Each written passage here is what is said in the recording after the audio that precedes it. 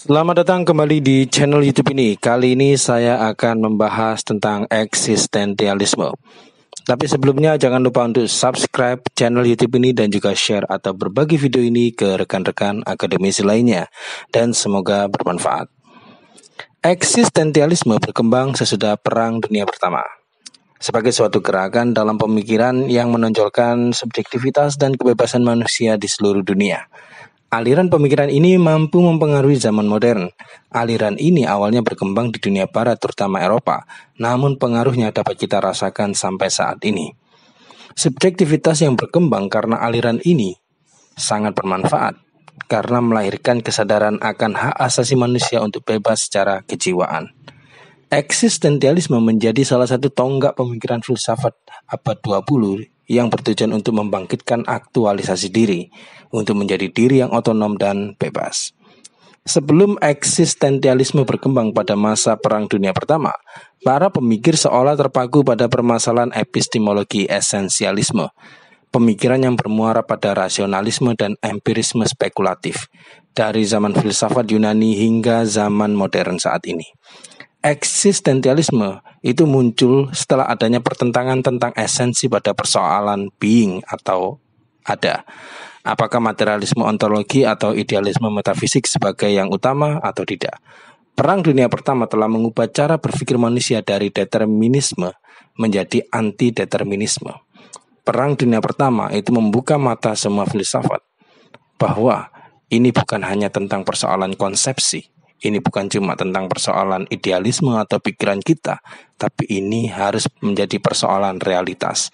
Realitasnya siapa? Realitas manusia sebagai individu, untuk hidup dan untuk bebas. Pada era terakhir pemikiran esensialisme, Hegel banyak mempengaruhi sejarah pemikiran dengan filsafat idealisme absolutnya. Kemudian muncullah persoalan ontologi pada materialisme yang dimotori oleh Karl Marx, yang berhasil meninggalkan persoalan metafisika idealisme Hegel. Bagi Marx, infrastruktur atau ekonomi lebih utama dari segala unsur suprastruktur atau idealisme yang dilontarkan Hegel. Perut manusia harus makan dulu, baru bisa memikirkan ide-ide yang ideal. Sebagai nampaknya pemikiran materialisme membuat manusia mencari kepuasan pada benda-benda. Ternyata ontologi materialisme lebih menarik manusia modern, sehingga muncullah revolusi industri yang semakin membuat manusia terbelenggu pada mekanisme teknologi. Pada awalnya, revolusi tersebut merupakan masa modern awal di mana tenaga manusia bisa dihemat dengan munculnya teknologi. Teknologi sebagai alat bantu manusia menghasilkan pragmatisme atau kepraktisan dalam hidup manusia. Awal masa modern yang dimulai dengan teknologi seperti mesin kapal uap yang sederhana ternyata juga berkembang pada berbagai aspek sampai sekarang. Itu adalah dasar dari materialismenya Marx. Infrastruktur dan superstruktur sebenarnya bukan tentang siapa yang penting atau yang tidak penting, karena infrastruktur itu juga sistemnya atau strukturnya itu dipengaruhi oleh superstruktur yang atau kita sebut sebagai ideologi. Jadi ideologi menciptakan suatu sistem dan sistem itu dipraktikkan dalam realitas dan menjadi infrastruktur. Jadi di balik infrastruktur itu ada superstruktur yang mengaturnya. Itu adalah ontologi dasar dari pemikirannya Karl Marx tentang materialisme. Apakah teknologi itu senantiasa berdampak untuk membahagiakan manusia? Ternyata kemajuan zaman menjadikan penderitaan pada manusia. Muncul Perang Dunia Pertama seiring dengan terciptanya senjata-senjata canggih. Kebebasan manusia mulai dipertanyakan kehadirannya. Teknologi yang berkembang yang seharusnya mempermudah hidup manusia justru semakin membuat manusia terikat karena harus mengikuti perkembangan zaman. Justru membuat manusia lemah karena manusia selalu menitik beratkan masalahnya pada teknologi dan mesin. Sehingga sifat adaptif, sifat survival dari manusia, sifat untuk exist itu menjadi semakin tergerus oleh kemajuan teknologi. Eksistensialisme akhirnya muncul sebagai pemberontakan atas terbelenggunya subjektivitas individu manusia dalam menentukan cara berpikirnya. Aliran ini menjadi antitesis dari aliran-aliran sebelumnya seperti rasionalisme, empirisme, idealisme, materialisme yang terlalu kaku dalam menentukan hakikat atau esensi manusia. Mulai rasionalisme sampai materialisme itu semuanya tidak ada yang selalu menonjolkan hak asasi manusia atau keberadaan manusia. Semuanya hanya ditujukan untuk hal-hal yang sifatnya di luar diri manusia. Para pemikir eksistensialisme mendobrak aliran-aliran filsafat tradisional yang sudah berkembang selama berabad-abad.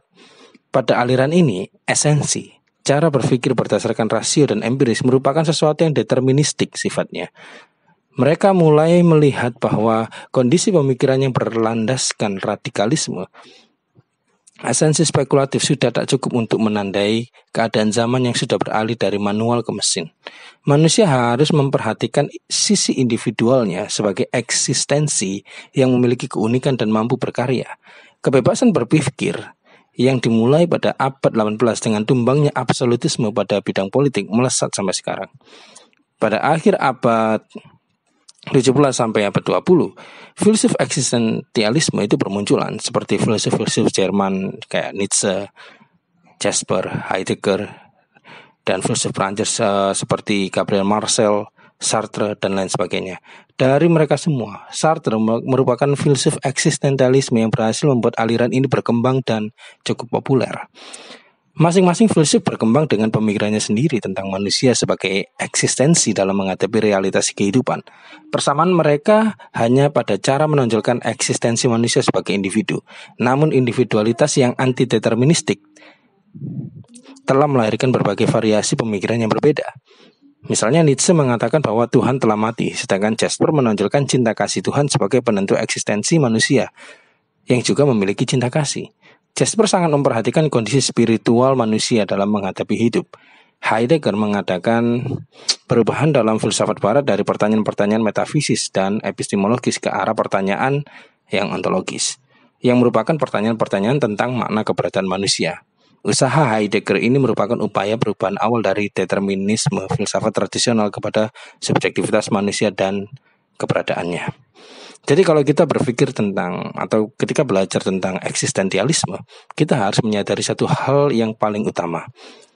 Manusia adalah satu-satunya makhluk hidup yang selalu mengalami kecemasan tentang ketiadaan. Manusia selalu berpikir bahwa dia tidak ada. Itu kenapa manusia itu selalu suka bercermin untuk menunjukkan bahwa dirinya ada. Manusia membutuhkan pengakuan dari orang lain untuk menunjukkan bahwa dia ada. Manusia membutuhkan aktualisasi diri untuk menunjukkan bahwa dia ada. Manusia membutuhkan selfie, bersuah foto untuk menunjukkan dia ada. Manusia sangat ingin pamer sesuatu untuk menunjukkan dia ada. Segala perilaku, behaviorisme dari manusia, itu segalanya dilakukan untuk tujuan subjektivitasnya. Itu adalah yang disebut sebagai eksis. Kata eksis sendiri, existere, itu berasal dari bahasa Latin yang artinya standing. Jadi manusia itu lahir dengan kondisi kecemasan bahwa dia dianggap tidak ada. Dia merasa tidak ada. Itu yang membedakan manusia dengan hewan-hewan. Hewan tidak butuh pengakuan, tapi manusia butuh pengakuan. Makanya ada istilah kematian dari manusia. Itu bukan ketika jantungnya berhenti berdetak, bukan ketika paru-parunya berhenti memompa oksigen, bukan ketika nyawanya telah hilang. Manusia mati itu adalah ketika dia dilupakan atau diabaikan atau ditiadakan keberadaannya. Jadi filsafat eksistensialisme itu mencoba untuk membawa filsafat dengan berbagai konsepsinya untuk kembali pada manusia sebagai individu. Individu yang seperti apa? Individu yang bebas.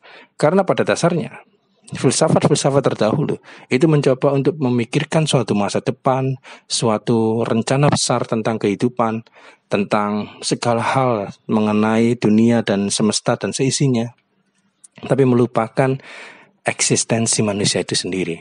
Kehadiran teknologi justru menciptakan kehancuran bagi manusia. Banyak orang-orang miskin, banyak orang-orang dieksploitasi. Kehadiran budaya patriarki yang tujuannya untuk menata kehidupan ternyata justru mematikan perempuan. Kehadiran suatu konsepsi tertentu itu selalu sifatnya polarisasi.